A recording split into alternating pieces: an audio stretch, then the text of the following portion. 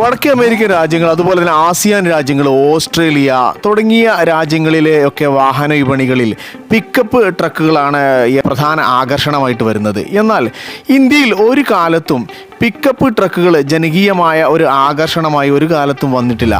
അതിൻ്റെ പല കാരണത്തെക്കുറിച്ചും നമ്മൾ ആലോചിച്ചിട്ടുണ്ട്. മഹീന്ദ്രയെയും ടാറ്റയെയും കൂടാതെ ഇസൂസുവും ടൊയോട്ടയും മാത്രമാണ് ഈ മേഖലയിൽ ഇന്ത്യയിലുള്ളതെന്ന് തോന്നുന്നു. എന്തുകൊണ്ടാണ് പിക്കപ്പ് ട്രക്കുകൾ ഇന്ത്യൻ റോഡുകളിൽ അല്ലെങ്കിൽ ഇന്ത്യയിലെ ജനസാമാന്യത്തിനിടയിൽ അത്ര ജനകീയമല്ലാത്തത്?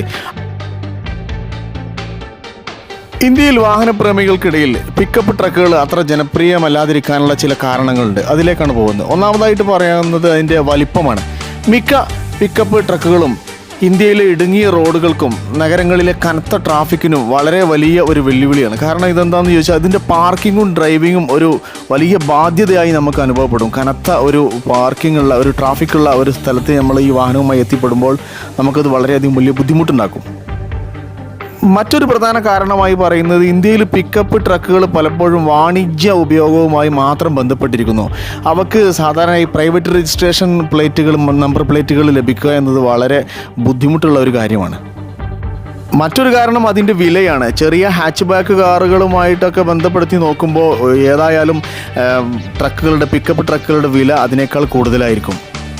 മറ്റൊന്ന് പിക്കപ്പ് ട്രക്കുകളുടെ നല്ല മോഡലുകളുടെ അഭാവമാണ്.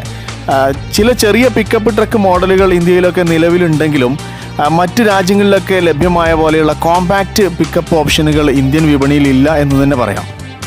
മറ്റൊരു പ്രധാന കാരണം വലിയ പരുക്കൻ ലുക്കുള്ള വലിയ പിക്കപ്പ് ട്രക്കുകളേക്കാൾ ചെറുതും വളരെ മൈലേജ് ഉള്ളതും ഇന്ധനക്ഷമതയുള്ളതുമായ കാറുകൾക്കാണ് ഇന്ത്യൻ ഉപഭോക്താക്കൾ മുൻഗണന നൽകുന്നത് എന്നുള്ളതാണ്. ഇതുകൊണ്ടൊക്കെ തന്നെ ഗൾഫ് രാജ്യങ്ങളിലും അമേരിക്കയിലും ഒക്കെ പിക്കപ്പ് ട്രക്കുകൾ ആളുകൾ ദൈനംദിന ആവശ്യങ്ങൾക്ക് ഉപയോഗിക്കുന്നത് പോലെ ഇവിടെ ഈ വാഹനങ്ങളായി ഉപയോഗിക്കാൻ നമ്മുടെ ആളുകൾ ഇഷ്ടപ്പെടുന്നില്ല എന്നുള്ളതാണ് നമുക്ക് മനസ്സിലാവുന്നത്.